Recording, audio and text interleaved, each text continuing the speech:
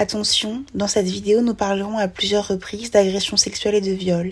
Nous tenions aussi à vous prévenir que vous nous verrez souvent opter pour un ton léger, parfois même en rigoler. C'est notre manière de gérer les choses, d'arriver à parler d'un sujet difficile à aborder, surtout lorsqu'on a été des victimes. La série Parlons consentement se divise en 3 vidéos. Nous avons introduit cette conversation en parlant des limites du fameux slogan « Non c'est non et oui c'est oui », de la culture du viol et de son omniprésence dans nos séries, nos films, nos livres et de bien d'autres choses encore. Dans notre dernière partie, nous recentrerons la discussion sur l'expérience spécifique des personnes noires. Mais d'abord, aujourd'hui, nous allons parler de ces phrases que l'on a toutes et tous déjà entendues. Faire cela à quelqu'un, c'est inhumain. Les hommes qui dépassent les limites sont des animaux. On va s'atteler à démystifier la figure de l'agresseur monstrueux. L'objectif, c'était de montrer que le harceleur n'est pas un homme. Et notre objectif n'est pas de stigmatiser les hommes. Notre objectif, c'est de dire que le harceleur est un prédateur. Oh, mais dis le terme! Et au programme du jour, pourquoi dire les termes est-il plus que nécessaire dans cette discussion sur le consentement?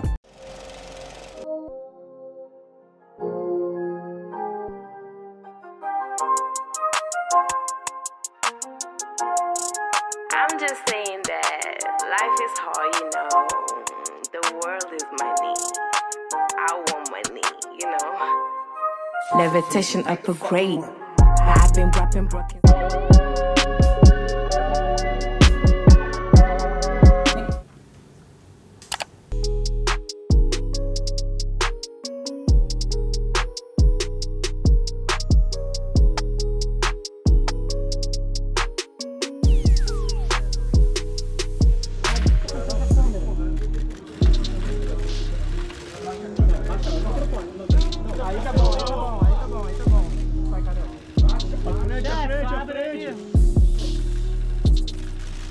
Je peux plus m'empêcher de penser à un truc un peu con. Hein. Vous me permettez 5 minutes. Pourquoi un homme qui pourrait avoir tout ce qu'il veut violerait? C'est vrai. Ça n'a aucun sens. La Ligue 2, il a dit. Oui, Ligue 2. C'est une Ligue 2. C'est pas une affaire d'attirance ou de sexe, c'est une affaire de pouvoir en fait. Et de domination des corps. Voilà. Et puis, en plus, il se prend pour qui? Ouais, déjà Non, de 1. Mais c'est super courant, oui, non mais elle est trop moche pour se faire violer. Horrible, ça m'a fait mal de le dire. Mais argument qui revient hyper souvent. Et en plus, il a été suspendu puis il a été réintégré après. Oui, bien sûr. Parce que là, c'est... Sur le moment, ça fait un petit peu de bruit, les connasses de féministes ont fait du bruit. Donc, il aurait pas dû dire ça. Il aurait pas dû dire ça, donc fallait le mettre de côté. Mais après, il a retrouvé sa place parce que c'était pas si grave d'avoir des propos comme ça. Là, cette histoire de il peut avoir toutes les femmes qu'il veut, pourquoi il violerait, ben, on en arrive à l'idée de démystifier un peu les termes de tout ce qui entoure le consentement. Parce qu'on se fait plein d'idées autour des grands termes qui reviennent tout le temps, donc viol, agresseur, violeur. On a des idées autour de ces termes qu'il faut qu'on déconstruise, parce que sinon on va pas y arriver sur cette discussion sur le consentement. Et déjà, ben, on commence par violeur-agresseur. Les violeurs agresseurs peuvent être des hommes très beaux, qui ont toutes les femmes, qui ont plein de femmes qui seraient intéressées par eux. C'est pas sans que... qu'ils les violent. C'est possible, mais oui, c'est pas que le mec bizarre qu'on voit dans la rue, qui est à moitié bourré, qui s'en prend à des personnes parce qu'il est pas dans son état normal, c'est pas que des bourrés, des drogués, je sais pas, non. Et non, en fait, il n'y a pas un faciès non plus. C'est pas que forcément un monstre, parce qu'on aime bien aussi représenter le violeur comme un monstre. C'est ça. C'est pour ça que la série Netflix sur Ted Bundy était hyper intéressante. Ted Bundy, c'est un tueur en série américain. Donc, bon, là, c'est un tueur en série, mais il a violé des femmes et ils ont eu au début assez de mal à le trouver parce que il ne correspondait pas à l'idée qu'on avait de ce qu'était un violeur et un tueur en série, parce qu'il était beau, il était étudiant en droit, il savait parler, et donc il a un petit peu mêlé la confusion pour les enquêteurs et même les gens qui le croisaient, parce qu'ils ne pensaient pas que ça pouvait être un tueur en série. Et donc non, le fait d'être beau, d'être considéré comme beau ne permet pas d'annuler tout le reste. C'est ça. Et donc tu peux être beau et être un violeur. Et tu peux être beau, être un violeur et agresser des personnes qui ne sont pas considérées comme belles. Parce qu'encore une fois, comme tu répètes et qu'on répète depuis le début, violer, ce n'est pas un rapport de séduction ou d'attirance, c'est purement de la domination et du pouvoir qu'exerce une personne sur une autre personne.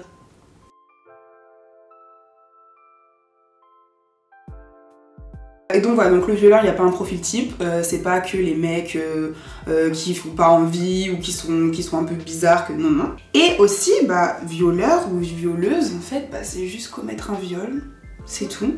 Parce qu'en fait, le nombre de fois où j'ai entendu oui, c'est vrai qu'il a fait ça, mais de là à l'appeler un violeur, ça m'est même déjà arrivé personnellement, où j'ai confronté une personne en mode en disant écoute, voilà, ce que t'as fait, c'est pas.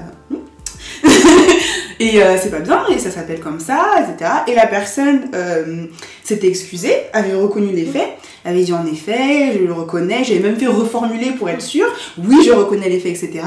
Mais je peux pas dire que je suis un violeur. C'est ça, tu peux pas m'appeler comme ça. Et pourquoi je comprends pas là, puisque les faits sont validés, tu en as conscience toi-même, mais tu ne veux pas être appelé de la sorte.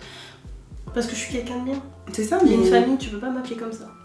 Mais en fait, c'est pas le sujet, on a jamais dit ça. Tu peux être un violeur et oui, être un super père de famille, tu peux être une violeuse, une femme qui a violé, être une super amie, une femme éduquée, qui a plein de... Pour moi, ça n'a rien à voir en fait.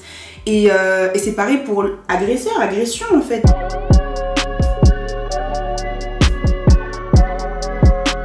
Le fait de dénoncer le viol, de dénoncer l'agression, c'est pas se mettre en dehors de ça, tu vois. Il n'y a pas les gens bien et lui il a violé, il a agressé, etc. Cette discussion, c'est important qu'on l'ait parce qu'en fait, on a été construit dans les mêmes schémas, en fait, on a vu les mêmes choses, on a eu souvent... selon le genre auquel on a été assigné des éducations assez similaires ou même sur des éducations différentes, il y a des points qui sont quand même revenus. Donc on est tous quelque part un petit peu soumis à tout ça et enclins à dépasser les limites et à ne pas comprendre toujours le consentement. Donc le dire, c'est pas se mettre en dehors et en fait quand je le dis, il y a des gens qui me disent non mais t'abuses, mais non en fait on est tous des agresseurs potentiels et tant qu'on n'aura pas pris conscience, on n'avancera pas. Il y a personne qui peut se mettre en dehors et dire moi je ferai jamais ça, parce que souvent comme on dit c'est des petites nuances en fait. Oui. Et pour revenir, parce que depuis le début on est quand même dans ce schéma d'hommes qui agressent des femmes. L'inverse aussi existe, deux hommes peuvent s'agresser, un homme peut agresser un autre homme, une femme peut agresser une autre femme, une personne peut agresser une autre personne non-binaire, etc. Enfin, Notre caméra a coupé, nous abordions la nécessité de prendre davantage au sérieux cette discussion dans les espaces LGBTQI+. En effet, on a du mal à comprendre que ces violences peuvent être intracommunautaires. En plus de ça, lorsqu'on est jeune et queer, les seuls espaces de réunion intracommunautaires qui sont proposés sont des espaces tels que des soirées, des boîtes de nuit. Alors en plus d'exposer davantage aux addictions, les agressions qui ont lieu dans ces espaces vont souvent être balayées sous le prétexte de l'alcool, du côté festif et de l'étiquette safe que l'on veut absolument garder. En fait, l'agression, comme tu l'expliques, tout le monde peut être un potentiel quand même agresseur parce que on n'est pas infaillible. Et en fait, le problème, c'est de s'en rendre compte et d'agir. Oui. Et d'arrêter, c'est pas dire oh oui je t'ai agressé, voilà, enfin il faut une vraie réaction. Quand je parle d'agression, je parle pas d'un viol où il y a une échelle d'agression, je pense. Et dès que tu n'écoutes pas le consentement de l'autre, même pour autre chose qu'un échange intime, on est dans le domaine de la domination. Oui. Et c'est pas assez. C'est parce que on ne considère pas que le consentement c'est dans tous les domaines que l'on n'arrive pas à comprendre que dans le domaine du privé, ça soit pas un dû, je pense, tu vois.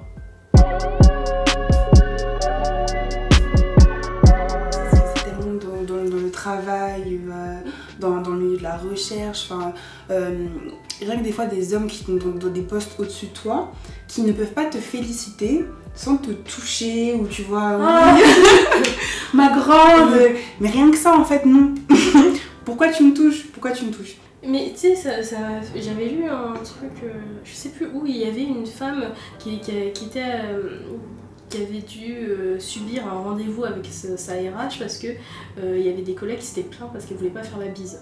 Oui, j'ai vu aussi. Ouais. Elle fait pas la bise parce qu'elle a pas envie de faire la bise, c'est son corps, elle a pas envie de te toucher, elle a le droit de pas avoir. Et donc ça en devient un problème social avec l'environnement parce que tu ne veux pas avoir un contact, alors que non, tu peux très bien dire bonjour, serrer la main ou même ne pas avoir de contact, et ça ça implique même pas ton travail, ça implique rien, mais machine, tu veux pas faire la bise, donc il faut que tu aies une sanction.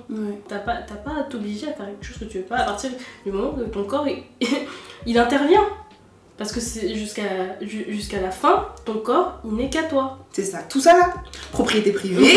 Et il faut communiquer là-dessus parce que y a aussi les différences culturelles des fois où on peut être très tactile alors que l'autre personne, parce que bon, c'est normal, mais il faut en parler. Oui, c'est ça. D'ailleurs, petite anecdote, je sortais du travail donc cet été et je sortais avec un collègue, enfin je sortais pas avec lui, on sortait du travail ensemble.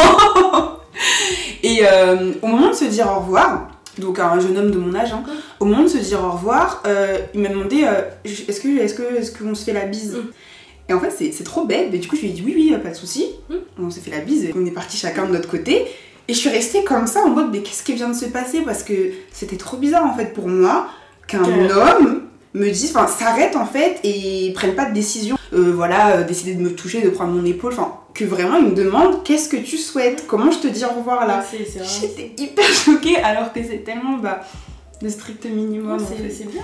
Même si c'est le strict minimum et qu'on va dire la barre est au sol, il faut quand même le dire parce que c'est un exemple de comportement en fait. Qui devrait être normal. Voilà.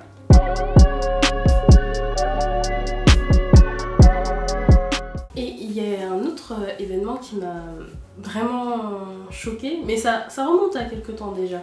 C'était en 2018, c'était une campagne à l'initiative de Valérie Pécresse, dans laquelle on voyait des affiches où les agresseurs, les violeurs, c'était dans les transports en commun, je crois, étaient représentés en animaux, et les hommes qui étaient des agresseurs étaient représentés en animaux, et c'était en gros, c'est des monstres, ceux qui font ça sont des monstres, alors que non. Pour moi, je considère vraiment qu'un homme qui agresse, c'est un homme en fait. T'as pas besoin, franchement, ça m'avait tellement choqué de voir un gars qui agresse et je vois un requin, je vois un ours. J'ai rarement à faire tous les jours, dans ma vie quotidienne, un ours qui va me toucher le cul. Non, j'ai rarement affaire à ça et moi j'étais là, je me dis non. Valérie, là, c'est pas bon. T'as merdé. L'objectif, c'était de montrer que le harceleur n'est pas un homme. Et notre objectif n'est pas de stigmatiser les hommes. Notre objectif, c'est de dire que le harceleur est un prédateur. C'est un prédateur, c'est un requin, c'est un ours, c'est un loup. Oh mais dis le terme. Dis les termes. Pourquoi tu essaies tu enjolives les choses là. Dis les termes. Cette représentation de toujours mettre des hommes de manière animale, ou de dire ouais mais c'est son côté animal qui est ressorti. Non. C'est trop facile parce qu'il peut dire finalement oui c'est à mon état normal j'aurais pas fait ça. Et alors que non en fait il a décidé de faire ça, personne n'est obligé à t'agresser. Il y a juste lui qui a décidé qu'il avait le droit que ton corps lui appartienne à ce moment là. Et donc de dire c'est un monstre ou c'est un animal, ou c'est un ours ou un requin. J'ai rarement affaire à des requins, j'ai plus souvent affaire à des hommes qu'à des requins. Le seul animal que là on a le droit un petit peu quand même, c'est de dire que c'est un chien. Non, ne m'appelle pas chérie, imbécile, c'est terminé là. Fous-moi le camp. Sale chien. C'est pas gentil pour les chiens. Ouais, mais ça fait du bien quand même. Ouais. Chien. Vas-y, redis. Chien. Non, même chien, même pour la notion de balance ton porc et tout. En vrai, moi je trouvais que c'était... En soi, oui. Tu vois, balance ton porc, non, vraiment. Un homme, vraiment, je dis, balance ton agresseur, balance ton mec. Balance ton Balance ton mec, parce que utiliser les termes comme balance pas ton homme, mais balance ton agresseur, balance ton mec, ça aurait pu être aussi bien parce que, et avoir une discussion par exemple sur balance ton mec sur les viols conjugaux. Et c'est un truc, enfin je sais que ça arrive hyper souvent. Et c'est encore plus dur quand c'est des violences conjugales parce que c'est quelqu'un que tu connais et c'est quelqu'un que tu vas pas forcément réussir à en parler en dehors de ton couple parce que t'as pas envie que d'autres personnes se disent c'est pas un gars bien, t'as pas envie que de ternir sa réputation. Voilà, tu ne veux pas ternir sa réputation parce qu'en même temps cette personne tu l'aimes et donc c'est vraiment un dilemme en toi de savoir est-ce que j'en parle, qu'est-ce que je fais. Et en même temps, t'as pas forcément envie de le quitter parce que c'est peut-être ancien, parce que t'as tout un tas de raisons, parce que tu peux pas le quitter parce que sinon c'est lui qui paye le foyer et que tu peux pas vraiment partir. Et et que tu es obligé parce qu'il y a une dépendance financière, pour tout un tas de raisons, tu peux pas forcément l'exprimer au grand jour, ou même tu n'en as pas forcément conscience. Et c'est vrai que les viols conjugaux, c'est un truc mais vraiment tabou, et on va t'expliquer, bah non, il peut pas te violer parce que c'est ton mari, parce que c'est ton mari, parce que c'est ton copain, et c'est faux. Et c'est faux, c'est pas parce qu'il a ce statut que d'un coup, ah non, il peut plus t'agresser. C'est très très très faux, et c'est une discussion, je trouve que c'est pas assez libéré encore les violences conjugales d'ordre sexuel, parce que il y a vraiment une honte, encore plus je trouve, de la part des victimes, parce que tu te dis, bah je vais dire ça, mais je vais pas forcément le quitter parce que je peux pas forcément, parce que j'ai pas forcément envie, et tu te dis, bah je vais pas faire semblant d'être une victime entre guillemets alors que je vais quand même rester. C'est la personne que t'aimes. Donc bah si ça vous arrive, que vous êtes dans une situation comme ça, que vous sentez qu'il y a un problème, sans que ce soit nécessairement un viol, parce que comme t'as dit, il y a une échelle de l'agression, il faut vraiment en parler à la personne. Vous pouvez en parler bien sûr autour de vous, mais il faut en parler, il faut en parler avec la personne qui vous aide, et que si c'est vraiment, qu'elle vous aime vraiment, il y a remise en question en fait, il y a écoute et remise en question. S'il n'y a pas, bah vous l'aimez peut-être, mais enfin on peut pas perdurer dans des coups comme ça. Après bien sûr, on n'est pas là pour porter un jugement. Pourquoi vous partez pas? C'est comme l'histoire de non mais pourquoi t'es pas partie après la première gifle? Ouais. Non, c'est... déjà prise de conscience, précarité, comme tu disais, il y a plein de paramètres différents qui font que tu ne peux pas forcément partir, ou que tu n'as pas forcément envie de partir parce que tu n'en es pas consciente aussi. Et puis comment même avoir conscience en fait avec l'éducation qu'on a eue que dans mon couple j'ai subi une agression, un viol, quand souvent en fait l'idée qu'on nous a mis c'est que bon voilà t'es avec quelqu'un, encore plus pour les personnes qui sont mariées, c'est un petit peu consentement tout le temps quoi, genre t'es à sa disposition un petit peu, on se marie, voilà. T'es là pour satisfaire en fait. Et je sais aussi que on est beaucoup, je pense, à commencer une sexualité dans cette idée-là.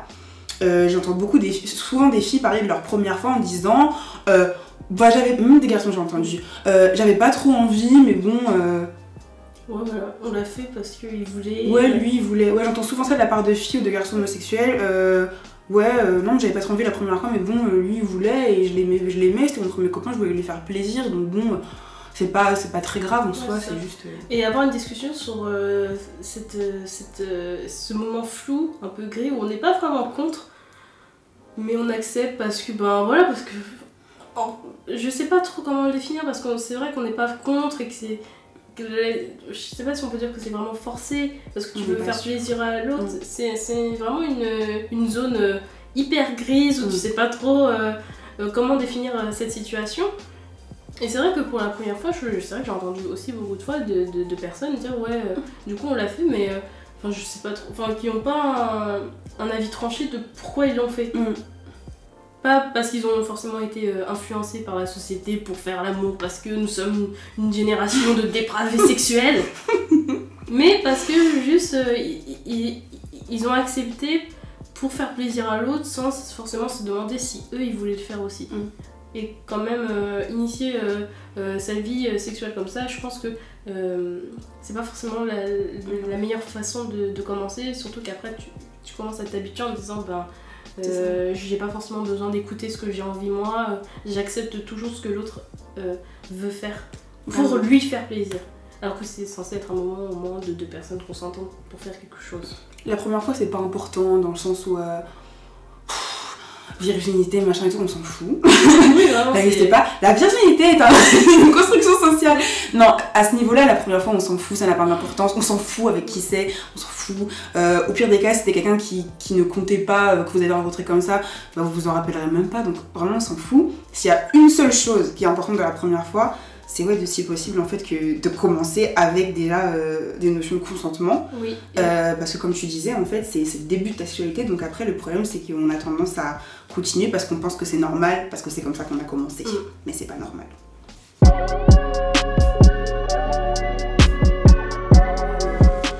Et aussi quelque chose que j'ai pu lire aussi par rapport au consentement, au viol, aux violences sexuelles, c'est qu'on explique que oui, mais elle était son corps il réagissait pas comme elle disait non mais j'ai bien vu que mes super doigts ils ont réussi à faire quelque chose. Voilà. Alors que non, encore une fois les réactions physiologiques du corps, ça a absolument rien à voir avec le consentement. En fait, ton corps il va agir, enfin tes sécrétions, etc. Et ça veut pas dire que toi, la personne qui possède ce corps, tu es d'accord pour faire ce que l'autre personne est en train de t'obliger de faire. C'est comme, encore une fois, ça je vais plus aborder dans les relations hétérosexuelles homme-femme. Un homme qui a une érection, parce que je commence à en lire beaucoup de ça, d'hommes qui vont dire oui, j'ai quand même été agressée par ma copine parce que j'avais une érection et elle n'a pas voulu comprendre que j'ai dit non, bien que j'avais une érection. Et c'est vrai que pour beaucoup de filles, de femmes, si un mec a une érection, ça veut forcément dire qu'il en a envie. Alors que non, vraiment, encore une fois, c'est une question de consentement. Est-ce que le mec t'a dit ouais, je veux bien le faire, s'il dit oui, bah oui. S'il dit non, que j'ai pas envie, bah tu le forces pas parce que c'est encore une fois, c'est son corps en fait. Donc il décide encore une fois s'il veut avoir ce rapport avec toi ou non. Les sécrétions ne sont pas une preuve de consentement, l'érection n'est pas une preuve de consentement.